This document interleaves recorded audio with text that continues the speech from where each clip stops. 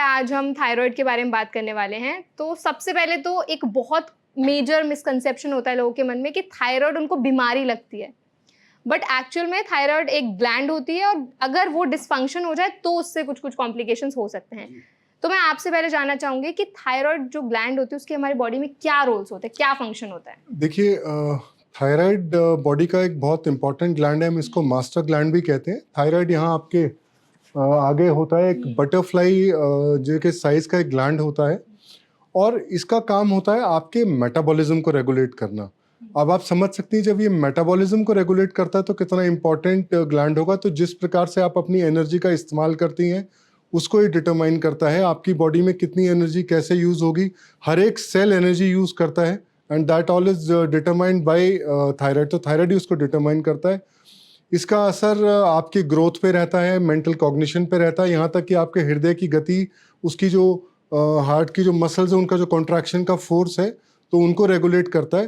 तो इसलिए बहुत इंपॉर्टेंट ग्लैंड है। इसीलिए कई बार इसको हम लोग कहते हैं कि अगर थायराइड का डिसफंक्शन होता है तो उसका असर आपके शरीर के काफ़ी सारे फंक्शंस पे आता है। ओके और अगर थायराइड का जैसे आपने मेंशन किया कि अगर डिसफंक्शन होता है तो आपकी बॉडी पे काफ़ी एडवर्स इफेक्ट्स हो सकते हैं। क्या क्या मेजर इफेक्ट्स होते हैं हमारी बॉडी पे? देखिए, हम सबसे पहले बात करते हैं थायराइड के। दो प्रकार का थायराइड होता है, hypo and hyper. So hypothyroid वो कंडीशन है जब आपका थायराइड ग्लैंड अंडर एक्टिव होता है। जब आपका थायराइड ग्लैंड अंडर एक्टिव होगा तो आपका मेटाबॉलिज्म स्लो हो जाएगा, वजन बढ़ना, आपको लिथार्जी फील होना, बहुत थकावट फील होना। अक्सर लोग कहते हैं कि मेरी स्किन बहुत ड्राई होने लग गई, स्किन की ड्राइनेस होना, रफ होना, हेयर लॉस होना, एक मेंटल फॉगिंग हो जाना। आपको लगेगा कि आप हमेशा थके हुए हैं। जनरली अगर आप थकते हैं, आप सुबह से शाम तक काम किया, घर गए, आप सो के उठे और आप ठीक हो गए। बट इस केस में आपको थकावट हमेशा महसूस होती रहेगी, मेंटल क्लाउडीनेस आपको रहेगी, लो ऑन एनर्जी। द असल शब्द जो लोग कहते हैं मैं बड़ा लो ऑन एनर्जी फील कर रहा हूँ, इस टाइप के सिम्टम्स भी आएंगे। अक्सर ये देखा गया है कि गर्मियों में भी सर्दी लगना, ये भी हाइपोथायराइडिज्म का एक साइन हो सकता है। आपके बावल मूवमेंट इरेगुलर हो जाते हैं, कॉन्स्टिपेशन। अच्छा, ये भी कॉन्स्टिपेशन वगैरह भी हो जी सकता जी है? जी, बावल मूवमेंट इरेगुलर हो जाते हैं, कॉन्स्टिपेशन टाइप आपको ये प्रॉब्लम हो जाती है। तो ये सब जो प्रॉब्लम है हाइपोथायराइड में होती है। वहीं इसका विपरीत है हाइपरथायराइड। जब आपका जो थायराइड ग्लैंड है वो ओवर एक्टिव हो जाता है, वो एक्स्ट्रा थायराइड सिक्रीट करता है, आपका बेसिक जो मेटाबॉलिज्म रेट है उसको बढ़ा देता है।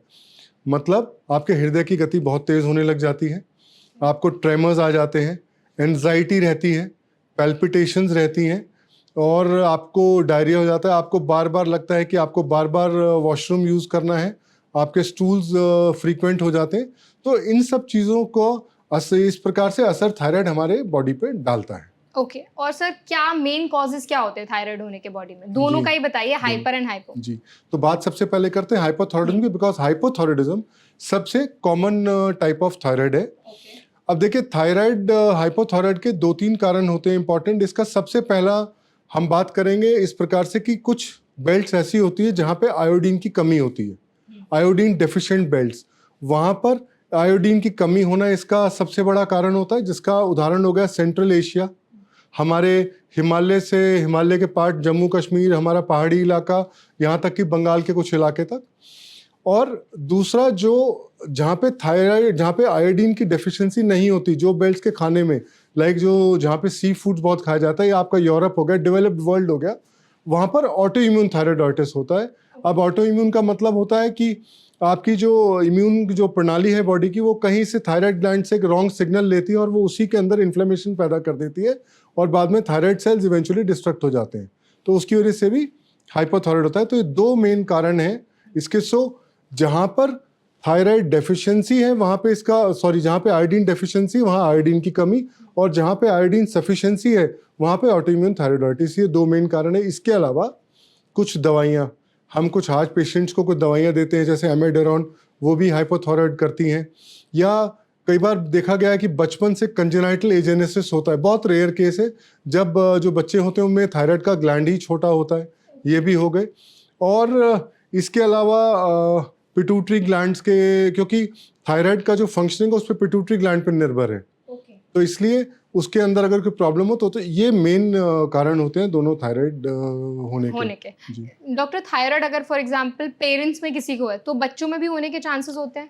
देखिए, मैं ये तो आपसे नहीं क्लियर कट कहूंगा कि टोटली जेनेटिक प्रीडिस्पोजिशन पे, मगर हाँ, अगर पेरेंट्स को थायराइड है तो बच्चों में उसको होने के चांसेस काफी ज्यादा रहते हैं, खास तौर पे ऑटोइम्यून हाइपोथायराइडिज्म, जो हाशिमोटो जिसको हम कहते हैं।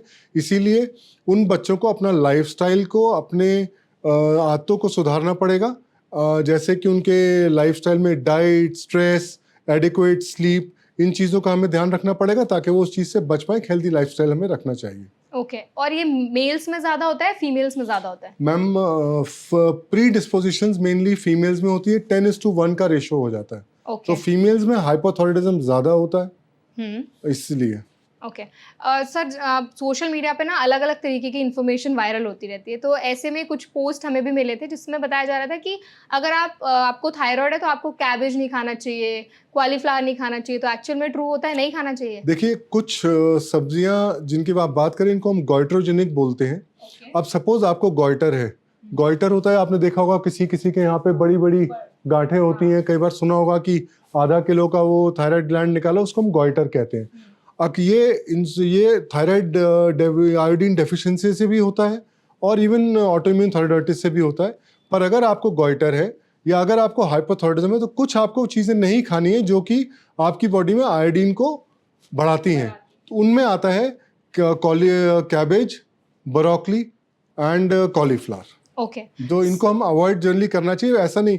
बट अगर आप इसको अच्छे से पका के खाएंगे तो आप समझ लीजिए कि इसका नुकसान कम होता है। आइडियली थायराइड की बीमारी में ऐसी कोई चीज़ नहीं है जिसको आपको परहेज करना है। आप सब कुछ खा सकती हैं, बट अच्छे से पकाना होगा इन चीज़ों को।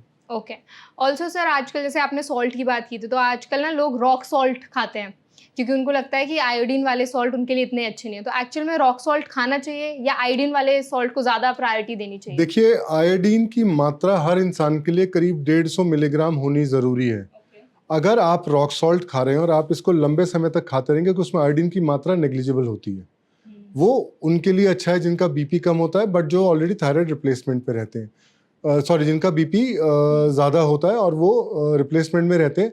बट मेरे हिसाब से एक जो आजकल आयोडाइज सॉल्ट्स आते हैं, इसको लेना ज़रूरी है क्योंकि आपको उस अमाउंट को रोज़ लेना है जो कि आपकी बॉडी में थायराइड फंक्शंस को नॉर्मल रख सके। ओके जी।